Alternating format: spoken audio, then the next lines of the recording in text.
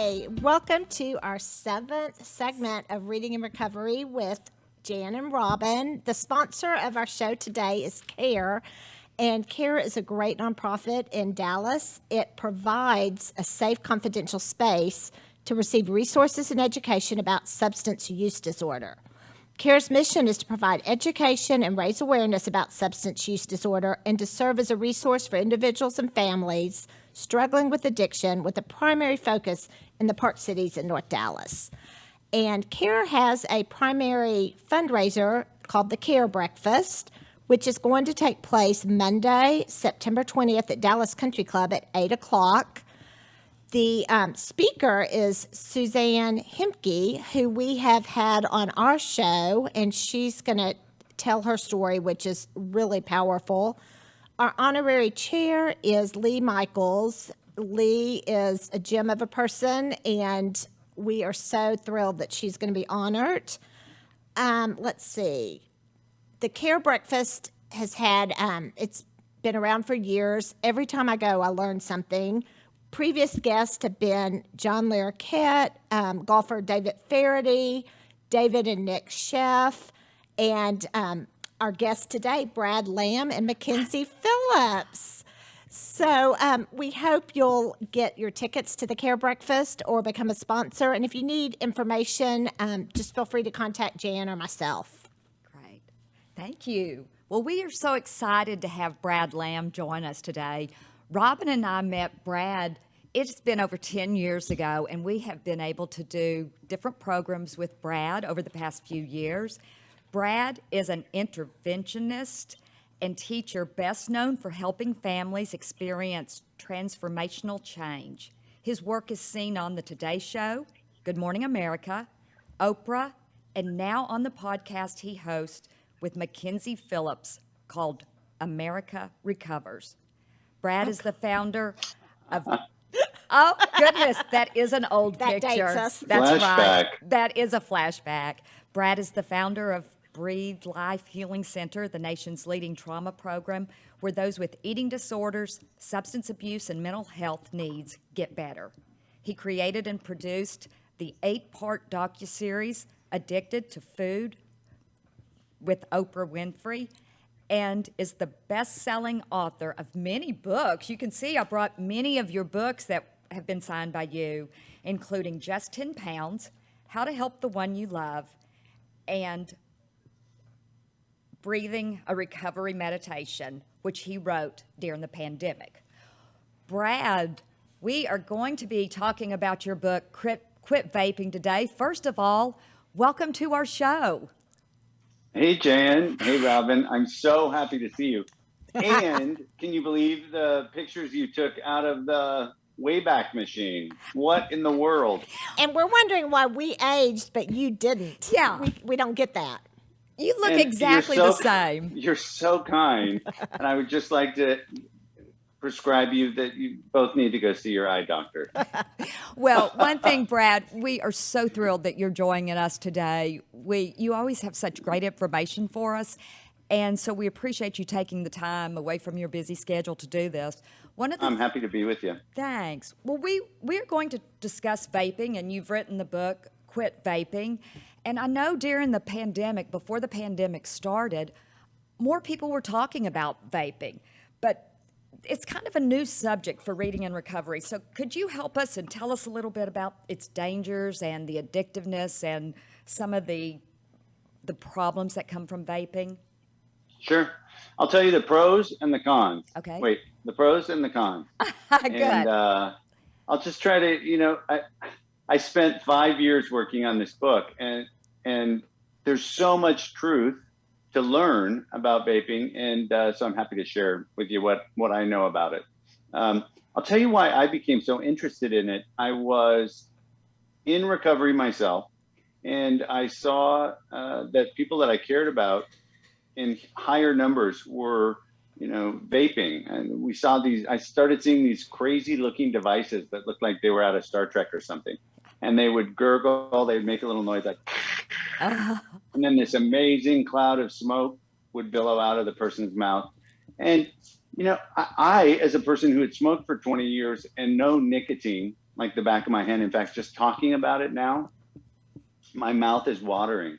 And that's the impact of nicotine addiction on our bodies and memories. And so I haven't had a cigarette in, 16 years. And like that, it returns exactly, the yummy, addictive nature of it, that I can recall it with such clarity. But I saw my friends and people I cared about beginning to vape more and more outside 12-step meetings, outside treatment centers. And the story being told was, hey, this is going to help you quit vaping. We're not marketing it to kids, we promise. And it's safer than cigarettes. And so as this product was launched without any FDA approval or any science behind it, I thought that just can't be right. I had come to know firsthand what smoking had done to my body. I had smoked for 20 years and finally had the real sense that if I didn't quit, it was going to kill me. And even then it could still kill me because of the long-term tail that smoking has on your body. The body remembers. Sure. And then I'll tell you, Jan and Robin, something else happened that really woke me up to lung health. Is I have a niece, and I just love her like nobody's business. And she was born with cystic fibrosis. And so as a young guy, just out of college, I remember her really suffering. And the cystic fibrosis is a disease of the mucous membranes, really, but it really impacts the lungs primarily.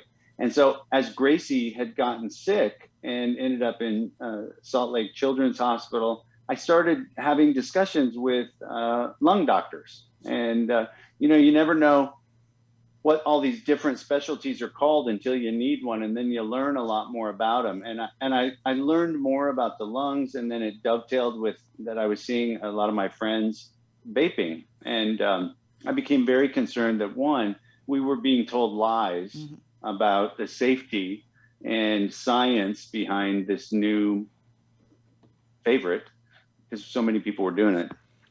And I also didn't believe that the marketing that I saw happening across the country wasn't targeting kids.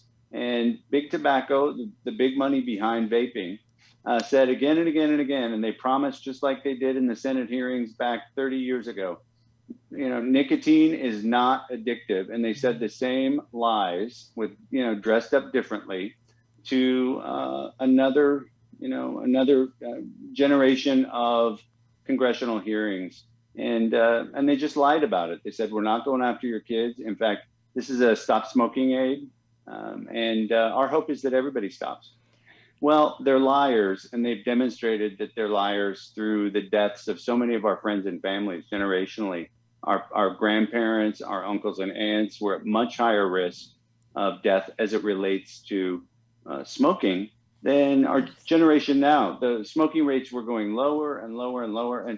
And tobacco companies, remember with the big tobacco settlements, they were filing bankruptcy and reorganizing, and they were paying out hundreds and hundreds of millions of dollars to states around the country, and it was total of billions of dollars. Yes. And they saw the smoking rates now in the upper teens. Instead of 50% of the adult Americans that smoke, it was down to like 18, 19%. And they were like, oh my God, we're going to go out of business if we don't find something quick. Okay.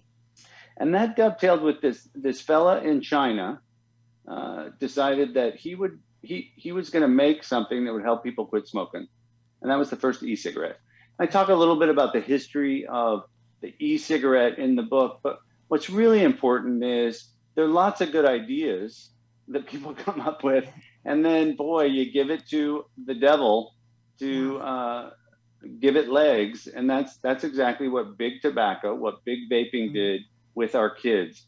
That little import from China that was, helped some people quit smoking, became that device that we saw our friends sucking on, that, remember? Yes. Right? Sounded like they were boiling something in there.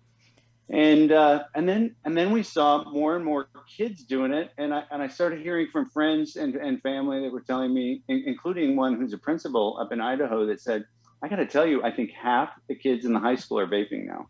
He said, we're finding these cartridges everywhere. And I was working on this book and I thought, I don't think anybody will buy this book, but I'm going to write it. And then it did find a home. I was able to find a good home for it. And right then, COVID hits, and boy, it kills people the quickest by attacking their lungs. And boy, what's one thing that we all need to be healthy, and what makes it really hard to be lung healthy, is it if you vape or you smoke. And so it did seem like we stopped talking about it, vaping, because COVID happened. And so the pandemic swept in, and most states were legislatively trying to outlaw flavors. Kids, right before COVID, kids were ending up in the hospital. Yes. And a friend that a young man I've become friendly with, Daniel Ament from Michigan, he lost both of his lungs and had a double lung transplant that saved his life. And the truth is there aren't enough lungs to go around. So if we start needing to transplant more and more lungs, it's pretty grim. Well, I have to say, I was going to say, could you tell a little bit more about Daniel's story about how he had no idea his vaping and about having to have the double lung transplant? Because that's kind of a shocking story. Sure. I met Daniel just before the pandemic hit, and I was struck by his story. At first, I read about him in the news, and he was a cross-country runner, so he's an athlete who bought the lie that vaping is safe. He was attracted to it in part because it tasted yummy. It was like caramel and bubblegum, those flavors that were made to attract our young people. And attract it did. He became addicted to it, and in short order, it did a number on his lungs, and he was very, very sick and was hospitalized. And had they not been able to do the transplant, he would have died. And so when I met Daniel, he had already had the double lung transplant, and he was the first person I'd ever met that didn't have cystic fibrosis that I had a conversation with about something that had happened to their lungs, this grave injury that would require a lung transplant. And the grave injury was he vaped.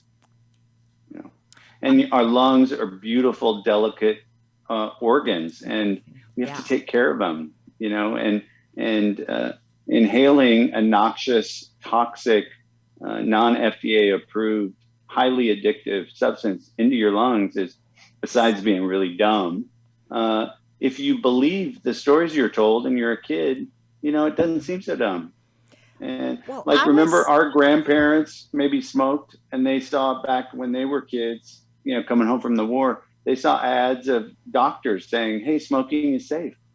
Or playing tennis, smoking the Virginia Slims, Yeah. But I was going to say, I kind of got on the internet and researched vaping, trying to prepare for this. And after that, I've been bombarded with ads for all kinds of vaping stuff. I mean, just sure. like, I think they know I Googled it, and I'm just getting it every day, like on sale and this flavor and that. And it's shocking how much they go after you. So with vaping, does the nicotine go straight into your bloodstream like it does with cigarettes? And what about, do different flavors do more harm than normal flavors? Yeah, good questions, Jan. And Robin, I'm not surprised that you investigate and now you're paying the price because Google remembers, Here's the thing about nicotine. It addicts more people on the planet than any other drug. Full stop. Think about that. Nicotine addicts more people on the planet than any other. It's highly addictive. It's an incredible feeling.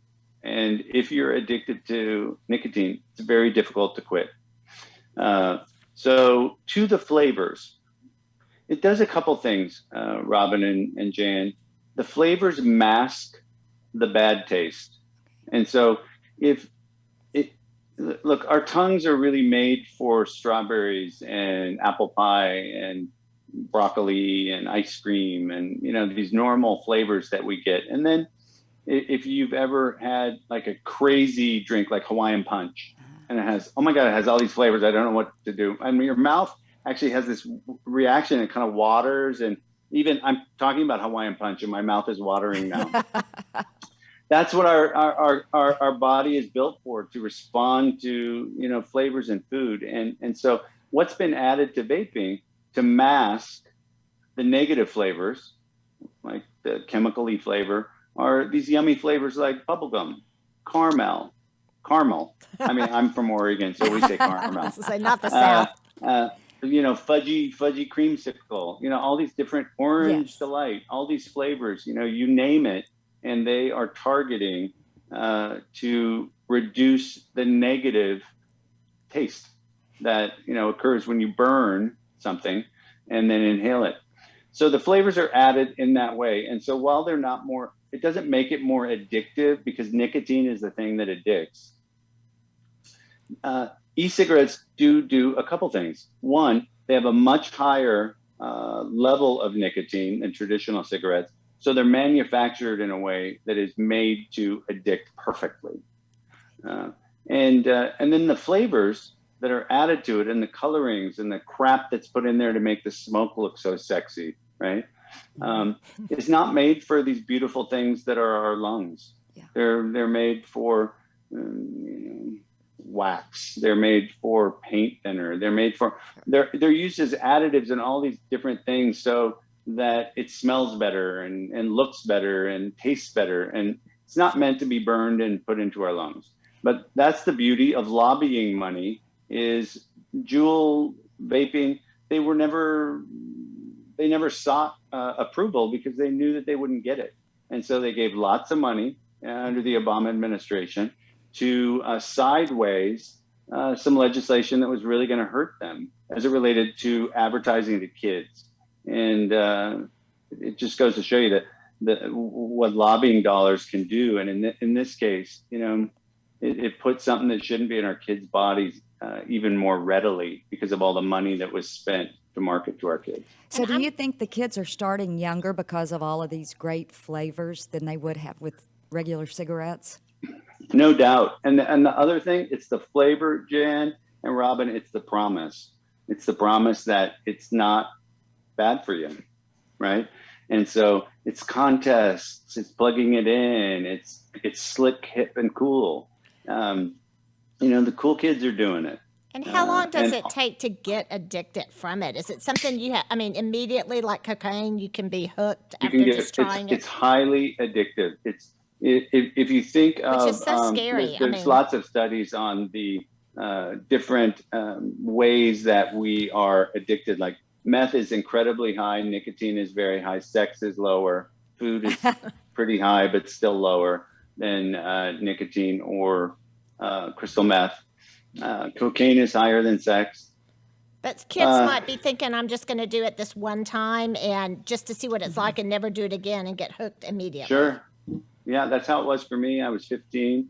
I was a nice little Quaker Christian boy, a senior, junior class president at Whittier Christian High School, never had a cigarette. And I had one, and it made me so high, and I felt so great that I wanted another one. And you smoked for how many years after that? 20 years. Oh, wow. 20 years. Yeah, 20 years. And it wasn't until I was right about 38 that I finally was able to quit, but it was really hard. And I'll tell you, it was harder, Robin, than quitting meth. I found nicotine was the hardest thing to quit. It's a powerful, amazing drug, and there's a reason why it addicts more than any other on the planet. And it's because it's sort of perfect. Okay. Wow. Well, you've answered some of the things. We're going to flash up here some truths or myths about nicotine, and we've talked about some of them, but I thought they were real interesting. So our first one, vaping can help you quit smoking, truth or myth. And I would have thought before reading your book that was true, but I'm kind of thinking it's like my father was a Scotch drinker and was an alcoholic and quit for medical reasons, and the doctor said, well, you can have a beer every now and then. But, he was drinking a case of beer before he finally got sober for good. It was just trading one for the other. Is vaping like that with cigarette smoking? I have to tell you, your video froze, and so I heard the beginning of your question, and I heard the very end, and I missed the middle. Okay, I'm Robin. wondering if, I said my father was a Scotch drinker and quit drinking, and then the doctor said you could have beer every now and then. Oh, Well, he was drinking yeah. a case of beer and thinking that was better because he wasn't drinking Scotch.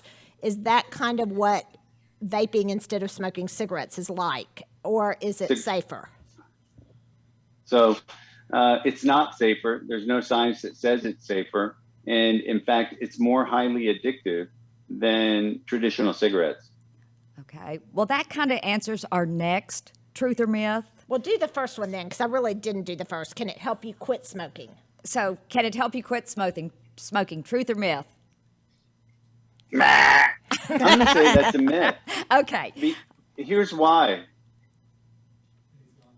Here's why. I just went away. Can you hear me? Yeah, we see you now. Here's why it's a myth.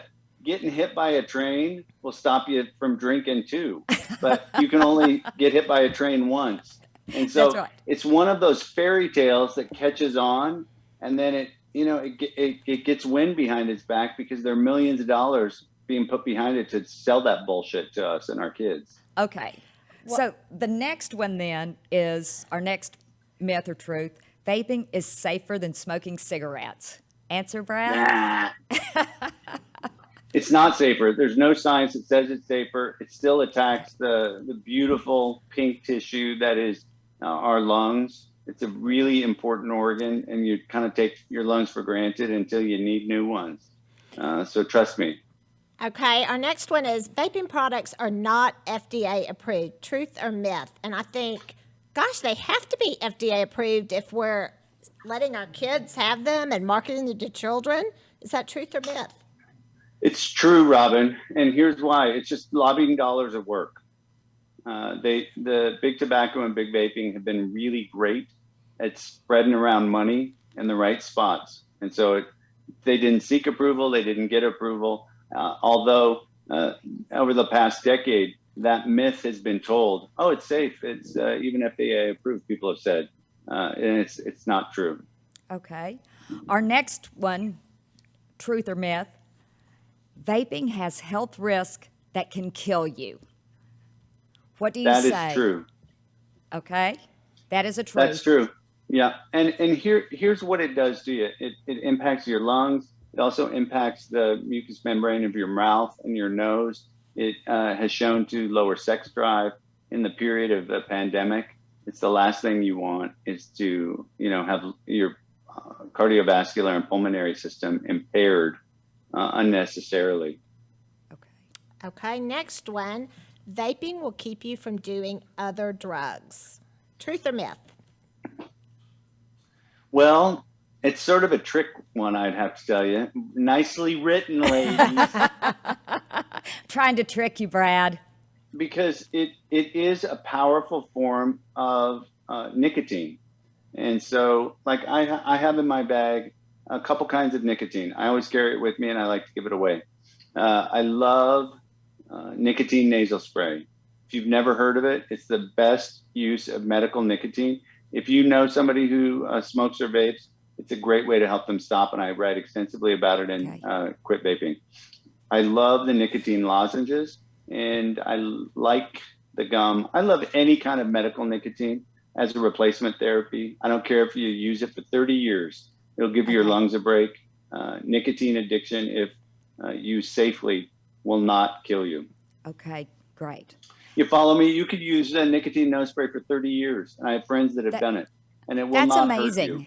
And so, are you addicted to the nasal spray? You're addicted to the nicotine in the nasal spray. But it's not harmful. It's not harmful. To your lungs. Okay. No. Okay. And if you can't buy it in the United States right now. It's supposed to become legal April of last year, but then the pandemic hit and it was delayed. It's supposed to be over the counter now. And where Soon can they it will be travel over to the get counter. it? Well, I buy it from England or Germany on eBay and Amazon, and I had it shipped over by the bucket. because I love giving it away. Okay, great. So our last truth or myth, exposure to secondhand vape smoke has no health consequences. Myth. Myth. Yeah. Imagine you jump into an outhouse. Hey, Done And someone that. tells you while you're down in there, hey, honey, truth or myth? You can get out of there and nobody will know you're down there. It's impossible. Yeah. You're going to smell it. They're noxious chemicals that are being burned and inhaled, and you're not the only one that's burning and inhaling them because you're the vapor. Your kids are, your loved ones are, your coworkers are. And if you work with people in an office that are vaping, I say go to HR, talk to them. It's not safe. It's a lie, and we all have to take care of ourselves. Okay, Wow. great. Okay, I did not know that. I didn't either. I'm learning so much. We have learned so much. Well, Brad, it has been so much fun visiting with you today. We do want to know a couple of things. We want you to tell us about Breathe Healing Life Centers. Tell us about what you do at the healing centers. Well, gosh, Jan, did I meet you 10 years ago? Can you believe it? But you look the same. Gosh. Well, so check this out. 10 years ago, I had saved a little money over the years and had done well with my first couple of books, and I was gonna buy a house, a small little house on in the Hamptons, and it would take all my savings for the down payment. And that seller, I made my deposit, and that seller decided he didn't really want to sell that house. And I prayed on it, and I'd also really felt a tug to open a trauma center that accepted insurance, because as an interventionist for years, I found it was much easier to get great treatment for people that were paying cash than with insurance, because so many good programs just didn't take insurance. And so I got my money back from that dumb house sale that didn't go through. And I did something that I probably didn't know how to do, but the universe supported me, and I asked some good people to help me with it. And I opened Breathe Life Healing Center. And, we've helped over 3,000 patients in the last 8 years since we've been open. And it's a 54-bed subacute trauma center in Los Angeles, a big 22-acre campus, and exceptional clinical care. And we take insurance. And it's the best thing I've ever done in my entire life. And we do know friends that have been there and gone there and speak very highly of it. Congratulations. Oh, thank you. And we'd also like to hear you tell a little bit about America Recovers and what that is. Right on. Well, it's a weekly podcast that I had been thinking during COVID. Will and Jada Smith started a company called Westbrook Media. And I was asked, what are you up to? And I said, I'm busy over here at Breathe, but in COVID, I kind of think it'd be great to make a podcast, but I don't know how to do it. And it'd be so great to talk about trauma and recovery and how to get help and such. And they said, let's do it. And so they've been a really great partner for us. And it launched just a few months ago, and we're making 35 episodes this year. And wow. I'm really proud of it. We had Oprah on last Friday. Yes, that's amazing. I loved when you visited with Oprah, because you were talking about the pandemic. And so we could all relate to that. She had some great sayings that we can all relate to about how we've felt down through this pandemic. And you and Jan and I had the same idea for a little recovery information session. Oh, yeah. It was good timing, Jan and Robin. Yes. Do you remember that episode of the Mary Tyler Moore show where Ted says a little song, a little dance, a little dance, seltzer, and a little seltzer down your pants? Yes. Oh, yes.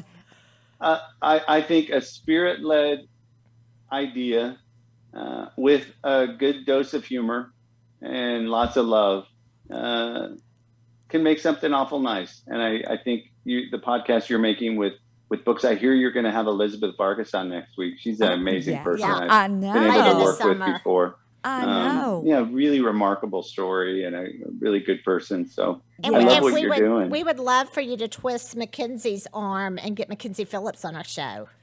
consider it done. I She know. has a great story we'd love to share. Yes. Well, Well, Brad, and then that's what we do, right? We get to expand on these stories that help change lives and allow for transformation in people's hearts and minds. yes. Well, thank you so much. You have been such a friend to us over the past 10 years, and we look forward to remaining friends the next 25, 30 years. I'm Yeah. not that old. Keep our lungs healthy. Well, here. Love you Yes, too so but- much. but we And, really I'm so glad appreciate- you're part of my life. Yes, but thank you. We really needed to talk about vaping, and so your book came at a great time, and we appreciate you, and we look forward to seeing you soon. And we Thanks, will Jan. listen to Robin, your so America good to see you. Recovers. Thank you. Bye, Brad. Bye-bye. So, Brad's already mentioned our next book, and guest is going to be Elizabeth Vargas. She wrote Between Breaths, and it's going to be later this summer, a date to be determined. Elizabeth Vargas is an American television journalist who's the lead investigative reporter for the anchor for the A&E network. She's the current host for Fox's revival of America's Most Wanted. She's a former ABC 2020 anchor, and in her book, she talks about alcohol addiction and anxiety disorder in a shockingly honest and emotional memoir. It's a great book. You have time to read it, and tune in to hear us talk with Elizabeth. Robin, you are going to love that book if you haven't already read it, because you're going to remember so many of the things she talks about. It's when she was on the air for ABC and while she was the anchor and took over for Peter Jennings. So it is a very good book, and she has been through a lot, and I have she's such an inspiration I'm just to so many. honored that people like Elizabeth Vargas and Brad Lamm and know. Ray Wiley Hubbard, Chris Herod, that they would take time to be on our show, and we don't pay anybody, and they're just doing it to help get know. people healthy. Okay. Well, we want to thank you all for joining us again today. We'd like to, again, thank Brad for joining us. Thank you to CARE Dallas for sponsoring this segment of Reading and Recovery. And thank you to Jason Stark and On Air Media for making this presentation happen. And remember, there is help.